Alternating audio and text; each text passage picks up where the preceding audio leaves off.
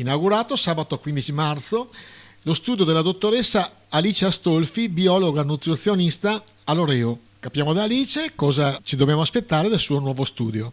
Allora, io mi occupo del benessere delle persone che decidono di affidarsi a me, partendo in primis da un'educazione alimentare, quindi cercando di insegnare alle persone come si mangia e curando altre patologie quando possibile, quindi per esempio diabete, obesità, sovrappeso, e cercare di accompagnarli in un percorso per il benessere in generale. Sappiamo quanto è difficile oggi aprire una partita IVA e sapere tutto quello che ci va intorno, con tutte le cose che da mettere in fila per affrontare le spese che ci sono. Da parte mia, da parte del primo cittadino, ma di tutta la comunità, ci sarà tutto il supporto necessario e possibile perché questa attività debba funzionare. È un orgoglio, ma è anche un bicchiere mezzo pieno, nel senso che su tutto quello che abbiamo detto prima, le difficoltà oggi come oggi e tenere a carico con qualsiasi attività che sia, aprire oggi una comunità come questa, che vuole essere viva, che vuole essere effervescente, che ha una storia millenaria come l'Oreo, io credo che oggi più che mai sia assolutamente un orgoglio e una soddisfazione di tutti.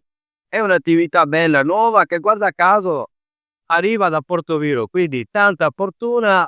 È un imprenditore giovane che si mette a disposizione